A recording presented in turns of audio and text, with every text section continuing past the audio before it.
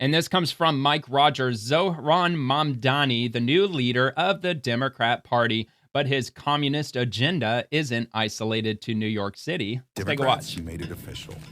Their new leader, Zohran Mamdani, a total communist. Totally. This is what the Democrat Party stands for now. Government-run grocery stores, defund the police, abolishing private healthcare plans, social workers replacing cops, boys and girls sports, and New York City is only the beginning. Look, they're calling that far left, progressive, socialist, communist, Marxist, whatever they're calling it. That is the Democrat Party today. There's probably not a single Democrat politician elected, at least not in Washington, D.C., that will stand against transgenders and girls' sports or anything that they just mentioned in this video. Every single Democrat's going to stand behind that. So when they say that the old garb of Democrats and the old school liberal, the classical liberal Democrats, their party is being hijacked by the socialist leftists. No, dude, it's already been hijacked by the socialist leftists. All of these Democrats, Chuck Schumer, everybody, all the old school Democrats, they're all standing behind this right now. So anytime I hear that argument from Republicans that the Democrat Party's under threat by the socialist Marxists, no, dude, it's a done deal. It's already over. They all stand behind it already. They have completely turned this party into a communist party. 3 radical Democrats running for Senate want to bring these same extreme Marxist policies to Michigan. Michigan doesn't need a communist takeover. We need safety, good paying jobs, freedom. We need Mike Rogers. Let's get to work. Yeah, well, if Republicans would improve their ground game, maybe they would get some progress in that, because I do have the election results from last night. Might as well bring it up now. The 2025 election results live. This is on NPR. From last night, Virginia, the governor, Democrat Abigail Spanberger won 57.2% to 42.6%. Almost 2 million votes to the Democrat against, as opposed to 1.4 million from Winsome Earl Sears with the GOP. And in New Jersey, the candidate Mickey Sherrill, Democrat. Obviously, I don't live in New Jersey, never been there, never plan on going to New Jersey. But anyway, they got 56.3% of the vote, 1.8 million votes against Jack Ciattarelli, GOP, 43.1%, 1.3 million votes. And New York City, Zohran Mamdani, obviously he won in New York City, 50.4% against 41.6%, which was Andrew Cuomo, who ran as an independent this time, with 854,000 votes against Mamdani's 1 million votes. And we've got California Prop 50, congressional redistricting, which, of course, overwhelmingly won in California. I don't think that's of any surprise to anybody. 63.9% of those who vote in California, they voted for Prop 50, which is going to open the door to redistricting California and essentially turning the state into a 100% Democrat state as far as the House of Representatives is concerned. I think there's only 7 Republicans that are representing districts in California right now. And how many districts are there? There's like 53 or 55 districts in California, which is crazy because like 37% of California, they vote Republican. And obviously it's already been gerrymandered into an overwhelming supermajority on the state level, at least with California, but they're about to turn it into even more of a supermajority and probably an exclusive Democrat stronghold for the state of California in the House. So we'll see what happens with that. I know it's being challenged in court. Caroline Leavitt, the White House press secretary, said yesterday that they are looking into they're considering an investigation, if not opening up one already, into this Prop 50. And not just the Prop 50, like the language of it. I don't think they're investigating that necessarily. They're investigating the voting process because they have evidence that lots of illegal immigrants voted in this election. And it looks like I'm assuming they're going to try to nullify this. So, all right. But anyway, from Colorado, ballot measures, Colorado Proposition LL, retain excess Prop FF revenue. Not familiar with that, to be honest, but I am familiar with this one, raising taxes for the school meal program, 59%. That was a yes against 41%. So if you live in Colorado, your taxes are about to go up just a little bit more, because all the students, whether they have rich parents or poor parents, no matter what, everybody's going to get free meal, quote unquote free. I mean, we all know nothing's free except the rain that falls, the sun that shines, and the wind that blows. But everything else costs money in this world. So anyway, that's it from last night. The election results, all blue states, obviously. I mean, there's not one red state. I mean, like maybe you could argue Virginia might be somewhat or kind of close to a swing state, but I don't even think Virginia is a swing state, is it? I'm pretty sure it's not. Pretty sure it's been a blue state for a while. But correct me if I'm wrong in the comments. So, all right, so moving on to RNC research. Not even 24 hours after raging pro-Hamas and anti-Semitic communist Zohran Mamdani was elected NYC mayor, Nazi swastikas were found painted on the walls of a Jewish school in Brooklyn. And this comes from Nicole Maliotakis. Brooklyn's Jewish community wakes up to 2 swastikas at Megan David Yeshiva in Gravesend.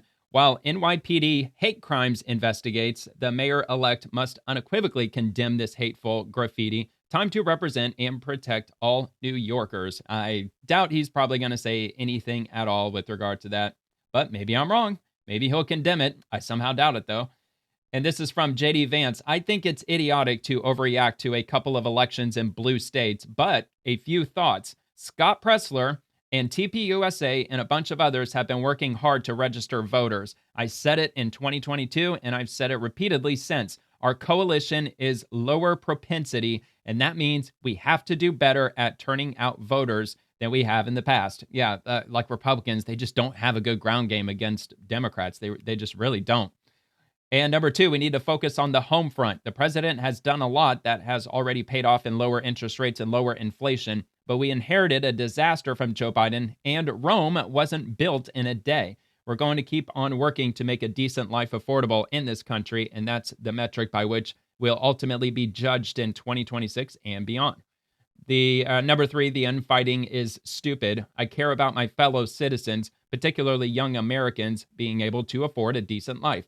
I care about immigration and our sovereignty, and I care about establishing peace overseas so our resources can be focused at home. If you care about those things too, let's work together.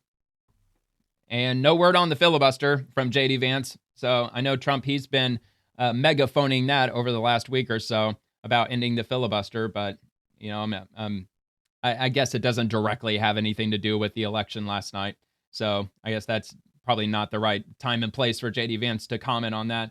Anyway, from GOP RNC senior advisor Danielle Alvarez on the new face of the Democrat Party, quote, Zohran Mamdani and his socialist policies are going to be front and center in these midterm elections. What you're going to see is Zohran Mamdani and his socialist policies going to be front and center in these midterm elections. One of the things that Republicans have been talking about is that the Democrat Party is leaderless. And what you are seeing is the rise of Zohran Mamdani.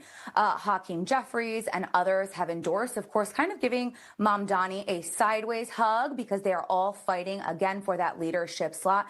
We have just seen, again, that rise of Zohran Mamdani in New York City and among the Democrat Party. Shit, I'm muted. Uh-oh. Yep, so, yeah, that happened. He won in New York City. He won by quite a bit, even though, like, how many people are in New York City? There's got to be, like, well over 10 million people, or at least a greater New York. Yeah, but only 1 million people voted for him. But, yeah, he's going to be New York's mayor. And, yeah, not that many people came out to vote. Really, in general, a pretty small number of people, like not even 2 million people, I think, came out to vote for either candidate. So, all right, so rapid response 47 from the president. If you want to see what congressional Democrats wish to do with America, just look at the result of yesterday's election in New York, where their party installed a communist as the mayor. Our opponents are hell-bent on turning America into communist Cuba or socialist Venezuela. If you want to see what congressional Democrats wish to do to America, just look at the result of yesterday's election. By the way, this is at the America Business Forum in Miami today. In New York, where their party installed a communist as the mayor of the largest city in the nation. Hey, man, they voted for him. Fucking idiots, but they voted for him. We will never have if that's what they want. Elected to any post in our country. I used to say that, and I was right. We skipped socialist and we put in a communist instead. That didn't work out too well. From his home city, but no as less. I've warned for many years, our opponents are hell-bent on turning America into a communist Cuba or socialist Venezuela, and you see what happened to those places. For Oh, yeah. generations, Miami has been a haven for those fleeing communist tyranny in South Africa. I mean, if you take a look at what's going on in parts of South Africa, look at South Africa, what's going on. Thank God Look for the at Second South Amendment. America, what's going on. You know, I'm That not is going the there. hill We to have die a on. G20 meeting in South Africa. South Africa. Just take a shouldn't look at even South be in Africa. the G's anymore.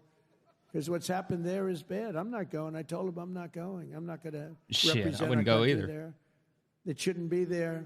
Take a look at what's happening in different parts of South America. Take a look at what's happening in different parts of the world. But now the Democrats are so extreme that Miami will soon be the refuge for those fleeing communism in New York City.